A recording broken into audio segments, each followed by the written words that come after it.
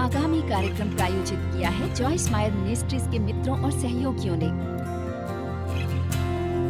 जब हम दे रहे हैं किसी भी प्रकार में आकार या रूप में, चाहे वो बधाई हो, एक भेंट, किसी समय किसी को जब हम दे रहे हैं, मुझे लगता है हम परमेश्वर की तरह ज्यादा होते हैं बजाय किसी और समय।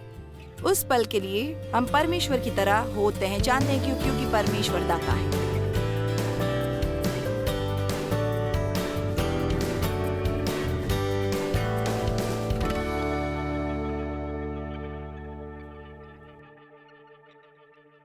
फिलिपियों अध्याय 4 वचन 5। हाल ही में ये वचन मेरा ध्यान आकर्षित कर रहा है और मैं असल में ऐसा महसूस कर रही हूँ कि इस वचन को इस साल मैं अपने ज्यादातर सम्मेलनों में शामिल करूं। ये बस कहता है तुम्हारी कोमलता, तुम्हारा दूसरों का ध्यान रखना, तुम्हारी सहिष्णु आत्मा सब मनुष्यों पर प्रकट हो, जिसका मतलब है लंबी पीड़ा और संयमी आत्मा प्रभु निकट है, वो जल्द आने वाले हैं। अब आपको पता है प्रेरित पौलुस और भी कई दूसरे प्रेरित वो यीशु के जल्द आने के बारे में बहुत बात करते हैं और मुझे खास तौर पर ये वचन अच्छा लगता है क्योंकि वो कह रहा है, अब वो कह रहा है, चलो ये सुनिश्चित कर लें कि हम जरूरी दबाव में सही जिएं और इसलिए उनमें एक चीज जिसे हमें वास्तव में मजबूत करने की जरूरत है कि स्वार्थी न बनो। आज किसी को इसकी जरूरत नहीं है, ठीक है, ये उसके लिए है जो आया नहीं, लेकिन फिर भी ये मैं उपदेश दूंगी। वो कहता है तुम्हारी उदारता, दूसरों का ध्यान रखना, सहिष्णु होना सब मनुष्यों पर प्रकट हो। और क्यों? क्योंकि प्रभु निकट है, वो जल्द आ रहे हैं। आप देखें, मैं कुछ इस तरह की रखती हूँ और ये पिछले साल मैंने अपनी किसी शिक्षा में पाया, मैं इसके कायल हो गई। हमें जरूरत है कि मसीह के पुनरागमन के बारे में ज्यादातर बात करें। मुझे विश्वास है कि प्रभु जल्द ही आने वाले हैं और आपको पता है, आप कह सकते हैं, खैर आप जानते हैं, उनका भी यही विश्वास था और देखो कितनी देर हो गई है।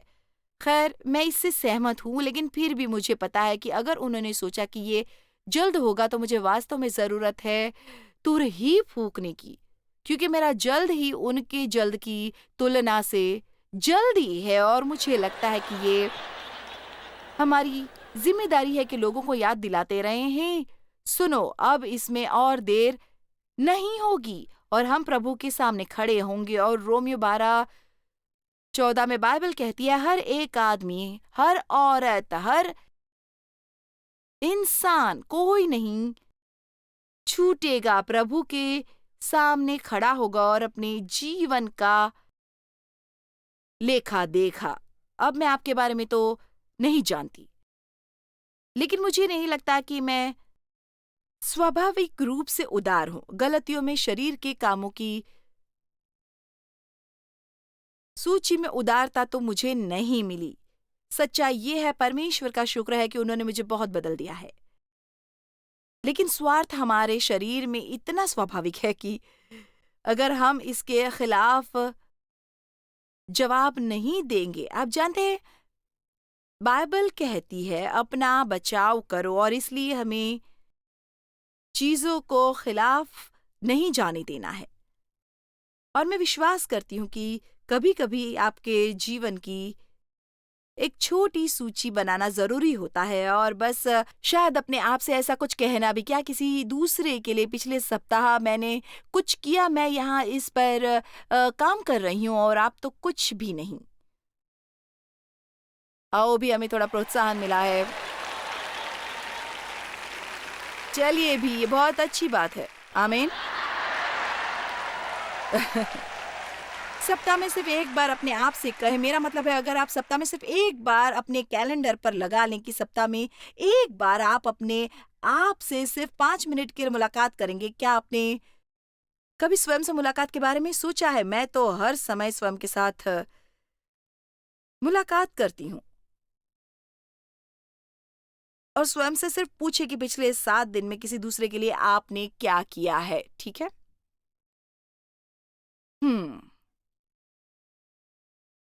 ठीक है।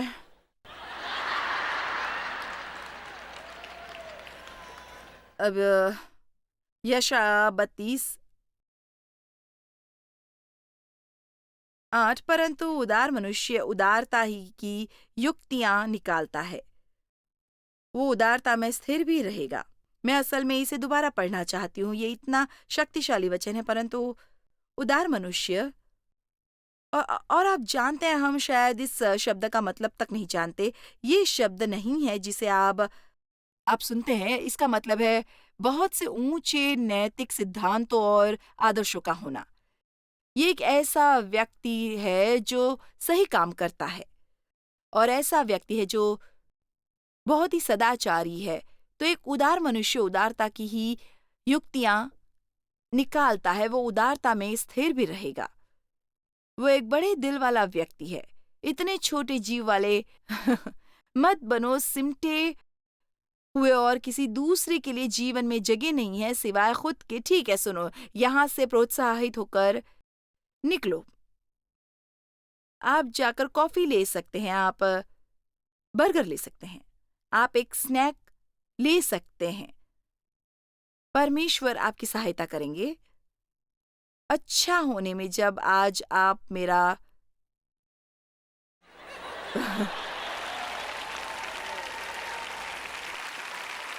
पूरा सम्मेलन सुन लेंगे, लेकिन ये परमेश्वर का वचन है पूरे दिन के लिए। अब हमें सुंदरता के बारे में सोचना चाहिए, उस तरह के व्यक्ति की। आपको पता है, एक शब्द है जो मैं चाहती हूं कि आमीन। देश में अक्सर इसका इस्तेमाल होता रहता है और ये शब्द है सुंदर। जब आप ऑस्ट्रेलिया जाते हैं, हर चीज है जैसे सुंदर। मेरा मतलब है, अगर आपको अच्छा भोजन मिलता है वो सुंदर है। अगर आप एक अच्छा गाना सुनते हैं वो सुंदर है। अगर कुछ अच्छा करता है कोई, वो सुंदर है। मुझे डार्लिंग जैक के साथ रहना अच्छा लगता है, लेकिन अब ऐसा अक्सर नहीं होता जैसा पहले मेरे साथ होता था। लेकिन मुझे उसके साथ रहना अच्छा लगता है क्योंकि वो बस ओ इट्स ब्यूटीफुल, ओ वो ब्यूटीफुल है, कितना प्यारा है, ये कितना अच्छा है। वो सुंदरता आकर्षक होती है, हम सुंदरता की तरफ खींचते हैं। जब मैं बैठकर उन चीज़ों के बारे में सोचती हूँ जो मुझे जीवन में आनंदित करती है, एक चीज़ जो मुझे आनंद देती है, सुंदर चीज़ें, सुंदर दृश्य, एक सुंदर वृक्ष, सुंदर फर्नीचर सेट, कुछ भी, मुझे बस सुंदरता बहुत पसंद है। और आप जानते हैं ऐसा क्यों है? क्योंकि परमेश्वर का सुंदरता से प्रेम है और मुझे लगता है कि वो अक्सर थोड़ा ऐसे देखना चाहते हैं और कहते हैं कि ब्यूटीफुल। आमीन। मुझे लगता है जब आप अपने जीवन को देखें और कहें कि आपको पता है, मैं इसे अपने से अलग नहीं कर सकता। मैं वास्तव में, मैंने कभी किसी के लिए पिछले कुछ सप्ताहों में कुछ नहीं किया। मैं यहाँ वास्तव में कुछ करना चाहता हूँ। That's beautiful. क्या आप जानते हैं, जब हम कह रहे हैं कि किसी भी प्रकार का अच्छा काम करना चाहते हैं, चाहे हम देते हैं बधाई, भेंट किसी को किसी समय, जब हम दे रहे हैं, मुझे लगता है हम परमेश्वर की तरह ज्यादा होते हैं। हमारे जीवन के किसी भी समय, उस पल के लिए हम परमेश्वर की तरह होते हैं। जानते हैं क्यों? क्योंकि परमेश्वर दाता है। क्योंकि परमेश्वर ने संसार से इतना प्रेम किया कि उसने दिया। उन्होंने केवल दिया ही नहीं, उन्होंने अपना सबसे अच्छा दिया। आइए भी, उन्होंने अपना सबसे अच्छा दिया। ये चौंका देने वाला है जो परमेश्वर ने हमें दिया। मेरा खुदा कौन कभी समझ सकता है कि उन्होंने हमें क्या दिया है और जो उन्होंने हमारे लिए किया है, जबकि आप कभी अभी अभी तक पाप में हैं। उसे जानते नहीं, ये उन्हें जानने की परवाह भी नहीं है, उन्हें जानना नहीं चाहते, अपने पाप से खुश थे। उन्होंने अपना एक लौता पुत्र भेजा। वाओ! ऐसा कौन करता है? शायद एक शांत व्यक्ति के लिए आप कभी थोड़ा कुछ कर सकते हैं, लेकिन सबसे बड़े चूहे के लिए कौन कुछ करता है?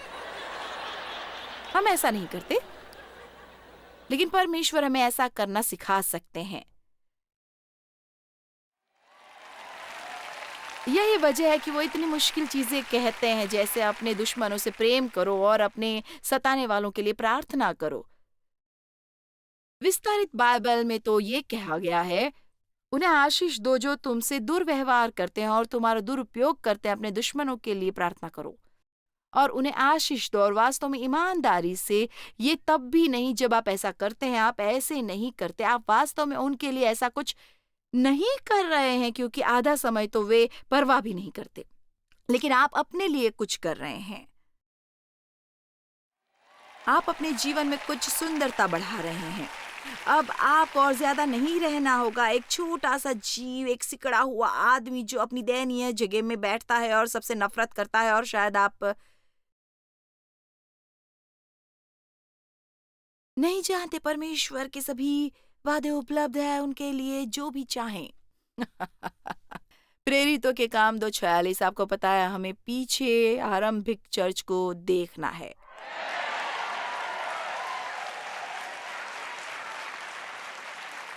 और मैन हमें लगता है हमारे पास आज जो शक्ति थी चर्च में वो उनके पास तब भी थी। खैर, आपने प्रेरितों के काम पुस्तक के बारे में पढ़ा और आपको तो बस जैसे क्या हुआ, वो सब शक्ति कहाँ गई? और वे प्रतिदिन एक मन होकर मंदिर में इकट्ठे होते, जिसका मतलब है एकता, और घर घर रोटी तोड़ते हुए आनंद और मन की सिधाई से भोजन किया करते थे। आप जानते हैं हम ठीक वहां क्या देखते हैं, वे शक्तिशाली क्यों थे? वो एक बड़ा हिस्सा है कि वे क्यों शक्तिशाली थे। वे सीधे साधे थे, वे कृतज्ञ थे, वे मिलजुल कर रहते थे और वे एक दूसरे के साथ उदार थे। बाइबल कहती है हमें सचेत होना चाहिए। उसका मतलब है बैठकर इस बारे में सोचना कि आप किसी और के लिए क्या कर सकते हैं। ये एक नया विचार नहीं होगा। आप ये कर सकते हैं जब आप अपने आप से मुलाकात करते हैं। आप में से हर एक किसी को जानता है जिसके लिए आज आप कुछ कर सकते हैं। कोई एक दो लोग वहां ऐसे हैं, हर कोई किसी को जानता है जिसके लिए आज आप कुछ कर सकते हैं। आप में से हर एक के घर में कुछ ऐसा सामान होगा जो आपने 10 साल में इस्तेमाल नहीं किया हो और कोई दूसरा उसके लिए बेताब है, लेकिन आप उसे पकड़े रहना चाहते हैं। अगर ऐसा है, आपको इसकी जरूरत है, अगर आपको चाहिए भी, आप नहीं जानते वो कहाँ रखी है। मैं ऐसी ही हूं, मेरा मतलब है मैं उसे ढूंढ नहीं सकती। एक दिन मेरी बेटी मेरी मदद कर रही थी कुछ सामान बाहर निकालने में और उसने कहा, खैर तुम इससे छुटकारा पाना नहीं चाहती हो?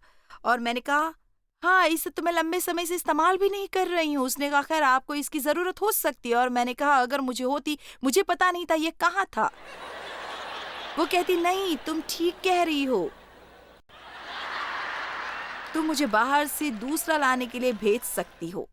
ये वो सारा सामान था जो मैंने कभी खरीदा था जब मुझे किसी तरह का, जैसे ये एक हेड एंड एक चेस्ट वाली भी थी। मेरा मतलब है मेरे पास हर तरह के मरहम और स्मेल और सारी चीजें हो सकती है और कई गुना चीजें मैं खरीदती हूँ। मैं ये सुनिश्चित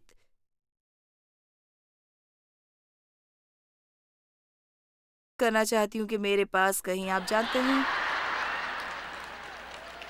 खत्म ना हो जाए, और इसलिए मैं जाकर ले आती हूँ। मुझे सब कुछ चाहिए। मतलब कि परमेश्वर बमुश्किल से मिलता है। इसका मतलब है परमेश्वर जो प्रदान करता है, या हम कह सकते हैं उदार परमेश्वर। यहाँ हम सब कह सकते हैं कि परमेश्वर उदार हैं। परमेश्वर उदार हैं। इफिसियों 1:7-8 हमको उसमें उसके लहू के द्वारा छुटकारा, अर्थात अपराधों की क्षमा उसके उस अनुग्रह के धन से अनुसार मिला है जिसे उसने सारे ज्ञान और समझ सहित हम पर बहुतायत से किया। मुझे बहुत खुशी है कि परमेश्वर मुझ पर थोड़ी सी करुणा नहीं करते हैं, लेकिन उनकी करुणा हर रोज नई होती है। हर रोज आप कभी किसी दिन उठ नहीं पा रहे हैं और परमेश्वर कहते हैं, उप्स, तुमने पूरी करुणा इस्तेमाल कर ली जो मैंने तुम्हारे लिए अलग से रखी थी। लेकिन हम ऐसे ही हैं। कुछ लोगों के साथ कभी कभी क्या हम नहीं हैं? वो ऐसे हैं, सुनो, मैं इस पर्वत के गिर्द तुम्हारे साथ फिर से नहीं जाऊंगा। इसके लिए मैंने तुम्हें पिछले सप्ताह माफ कर दिया था। मैं ये दोबारा नहीं करूंगा। परमेश्वर का शुक्र है कि वे अपनी क्षमा देने में कंजूसी नहीं करते, वे मदद करने में कंजूसी नहीं करते, वे अपने प्रावधान के साथ कंजूसी नहीं करते। परमेश्वर ने थोड़ा छोटा सा अलग से रखा हुआ है हमारे लिए, बमुश्किल पर्याप्त रखा है, जो हमें प्राप्त होता है कि हम उत्कृष्ट लोग होंगे जो अतिरिक्त मिल जाने पर दूसरों में बांटेंगे। मैं जितना अधिक इस बारे में बता रही हूँ उससे मुझे बहुत खुशी हो रही है। ईमानदारी से मैं अपनी रूह का विस्तार महसूस कर सकती हूँ। ओह ओह, हम इतना ऑफ ट्रैक हो गए हैं, जबकि हमारे जीवनों में जगह है हमारे लिए, हमारी समस्याओं और हमारे कामों, हमारी इच्छाओं और हमारी जरूरतों के लिए। अपने आप से आगे बढ़ो।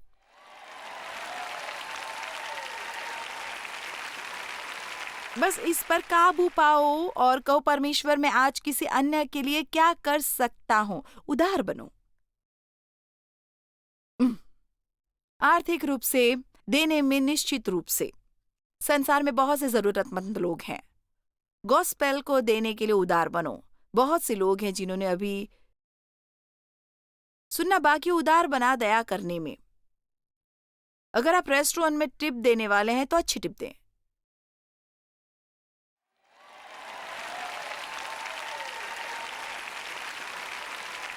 उसी पर तो इन लोगों का गुजारा होता है।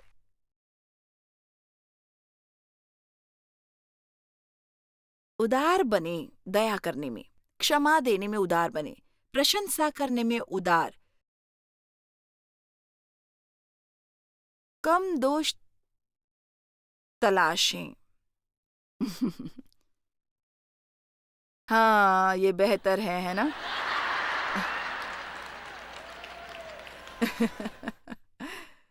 थोड़ा ज्यादा प्रोत्साहन। मेरे खुदा, लोग, दुनिया ऐसे लोगों से भरी पड़ी है जो किसी भी पल छोड़ने के लिए तैयार रहते हैं। उन्हें बताने की जरूरत नहीं होती कि उनके साथ क्या गलत है और वे कितने बुरे हैं।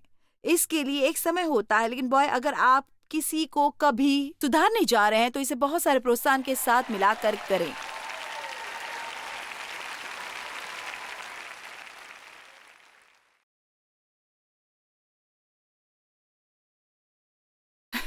शुक्रिया। शुक्रिया। इफिसियों 1:7-8 अंत में ये कहता है, उसके उस अनुग्रह के धन के अनुसार इसे सुने जिसे उसने हम पर बहुतायत से किया है, बहुत ही ज्यादा। वूहू! मुझे बहुतायत अच्छा लगता है। आप में से कितनों को बहुतायत अच्छा लगता है? मैं बहुतायत में हूँ। मैं लबालब भरा हूँ, सारे ज्ञान और समझ, व्यवहारिक अंतर्दृष्टि और विवेक के साथ। ये बहुत ही खूबसूरत चीज है, वास्तव में उदार होना। आप जानते हैं, ओ प्रभु, आप खूबसूरत हैं, आप बहुत खूबसूरत हैं। और हम ऐसा क्यों कहते हैं? इन सब चीजों के कारण। हम इस बारे में बात नहीं कर रहे हैं कि वे शारीरिक रूप से कैसे दिखते हैं। हमने उन्हें शरीर रूप में कभी नहीं देखा। हम बात कर रहे हैं उनकी विशेषताओं के बारे में, उनका चरित्र, जिस तरह से वे हमसे पेश आते हैं। और हम ज्यादा चिंतित रहते हैं अपनी बाहरी छवि के बारे में इस युग में जिसमें आज हम रह रहे हैं। आप में से कितने लोग मेरी फेसबुक पर हैं? आप कितने लोग मेरी सेल्फीज देखते हैं? मैं अभी भी इस पर काबू पाने की कोशिश कर रही हूँ। हर कोई पूरा दिन अपनी तस्वीरें लेने में कैसा लगा रह सकता है? कौन अपनी तस्वीरें पूरा दिन ले सकता है? मैं निश्चित ही नहीं हूँ।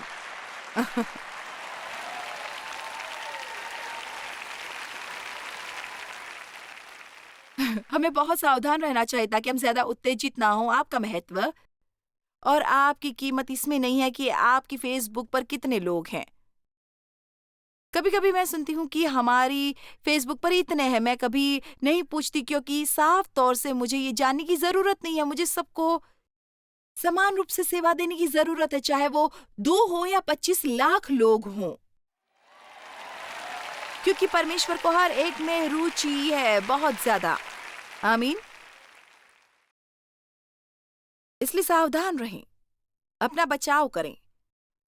ध्यान रखें कि ज़्यादा दूर न जाएँ और जब मैं कहती हूँ स्वार्थी मत बनो तो मुझे यकीन होने दे कि मैंने ऐसा कहा। मैं इस बारे में बात नहीं कर रही कि आप अपना ध्यान न रखें, मैं ये नहीं कह रही कि अपने लिए कुछ समय ना निकालें। आपको अपना ध्यान रखने की ज़रूरत है, आपको अपने पर पैसा खर्च करने की ज़रूरत है, आप अपने साथ समय बिता सकते हैं, आपको चीज़ें खरीदने की ज़रूरत है, आपको जो पसंद हो वो आप कर सकते हैं, लेकिन आपके लिए ज़रूरी नहीं कि उसके अलावा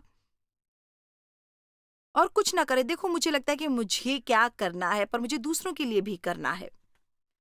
इसलिए परमेश्वर चाहते हैं कि हम धन्य हों, लेकिन हमें स्वार्थी होने से बचना है। अगर आप ऐसा नहीं करना चाहते, कोई भी व्यक्ति धरती पर स्वार्थी दिखाई दे, आप केवल ये देखिए जब एक बच्चा दूसरे बच्चे से चिल्लाकर कहता है, हम इसे नहीं छोड़ेंगे, और हम आज भी यही चिल्ला रहे हैं, हम इसे इतनी जोर से चीखते हैं। "उम्म, खूबसूरत चीज़ें बहुत अच्छी, अनोखी और आकर्षक होती हैं और उनमें आकर्षित करने की ताकत होती है, हम खूबसूरती की ओर आकर्षित होते हैं। मैं चाहती हूँ कि हम इसे समझ लें। क्या आपको नहीं लगता कि आप ऐसे लोगों के साथ नहीं होना चाहते कि जब आप जाते हैं आपको लगता है जैसे उन्होंने आपकी रूह में से कुछ संग्रह कर लिया हो। ऐसा तो नहीं कि उन्होंने केवल लिया और खाली कर दिया और आपके जीवन को खाली कर दिया। आप बिल्कुल भी ऐसा ही इंतज़ार नहीं करेंगे। मुझे यकीन है आप ऐसे कुछ लोगों को जानते हैं, आप जानते हैं, मैंने निश्चय लिया है, मैं नहीं जानती शायद लेकिन आप जानते हो। इसलिए मुझे कंजूस, छोटे दिल वाले दोस्त नहीं चाहिए, मैं उन लोगों के साथ होना चाहती हूँ कि जब मैं उनसे दूर हो जाऊँ, तो मुझे खालीपन महसूस ना हो।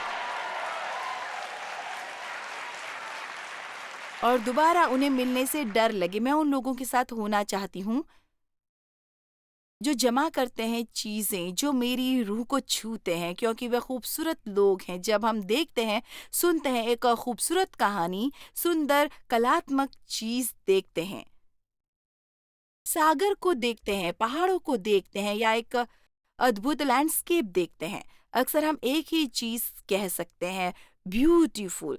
कभी-कभी कुछ इतना विस्मयकारी और अद्भुत होता है ब्यूटीफुल कि उसके लिए उस एक शब्द के अलावा कुछ और नहीं जो उसका वर्णन करे। और आप जानते हैं क्या, मुझे वैसा ही एहसास हुआ आज सुबह की आराधना के लिए। मैंने किया, असल में मैंने किया, मैंने किसी की ओर मुड़कर ये कहा, ये कुछ सर्वश्रेष्ठ में से एक आराधना है जो मैं एक लंबे समय से करती आ रही हूँ। ब्यूटीफुल। और हर वो चीज़ जो हम करते हैं वो ब्यूटीफुल होनी चाहिए। एक ऐसी चीज़ जो आप में डिपॉज़िट छोड़ दे। मैं नहीं चाहती कि आप केवल यहाँ आएँ, मैं नहीं चाहती कि ज जब आप यहाँ से जाएँ तो बुरा महसूस करें। मैं आप में एक डिपॉज़िट बनाना चाहती हूँ। मैं चाहती हूँ जाते हुए आप कहें, मैन मुझे अच्छा लग रहा है, मैं प्रोत्साहित महसूस कर रहा हूँ, मैं उन्नत महसूस कर रहा हूँ।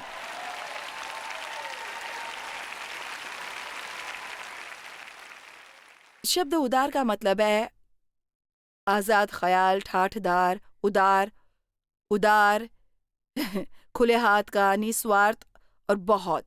आइए व्यवस्था विवरण 15-11 देखें, ये वचन मुझे सच में बहुत पसंद है। बिल्कुल वापस जाकर बाइबल के शुरू में तेरे देश में दरिद्र तो सदा पाए जाएंगे, इसलिए तुझे ये आज्ञा देता हूँ कि तू अपने देश में अपने दीन दरिद्र भाइयों को अपना हाथ ढीला करके अवश्य दान देना। जब दान देने का समय होता है तो क्या अपने वॉलेट में से छोटी सी चीज देखकर उठाते हैं या आप उसे पूरा खोलकर उसमें से शी मनी या ही मनी में से कुछ निकालते हैं जो आपने गुप्त हिस्से में रखी होती है? आइए भी हम सब कहीं कुछ रखते हैं। उदार बने, बड़े पैमाने पर जिएं। हम सबको स्वार्थी होने से बचना चाहिए और ईमानदारी से इसे करने का सबसे अच्छा तरीका है कि उद्देश्यपूर्ण तरीके से उदार बने, जैसे आप कर सकते हैं, किसी भी तरीके से आप कर सकते हैं। खुले हाथ और खुले दिल से जियो, क्योंकि ये वास्तव में बहुत अच्छा है। जब आप ऐसा करते हैं बहुत अच्छा लगेगा। तो परमेश्वर के वचन को आपकी मदद करने दे विजयी होने दे। हमारा कार्यक्रम देखने के लिए बहुत बहुत शुक्रिया। आपका दिन शुभ हो। जॉयस मायर मिनिस्ट्रीज में आप हमारे लिए बहुत ही कीमती हैं, जितना कि आप जानते हैं। हम आपकी सराहना करते हैं और इस सेविकाई को दुनिया भर में संभव बनाने के लिए हम अपने दोस्तों और सहभागियों को धन्यवाद देते हैं। हम साथ मिलकर भूखों को खाना खिलाते हैं, गरीबों को कपड़े देते हैं और कई देशों में सुसमाचार बांटते हैं। अपना प्रार्थना निवेदन भेजने के लिए कृपया आज ही संपर्क कीजिए। हमारे स्रोतों के बारे में और भी जानिए। जॉयस की सभाओं की सूची देखिए हमारे साथ सहभागी बनने के लिए, क्योंकि हम दुनिया भर में मसीह के प्रेम को बांटते हैं।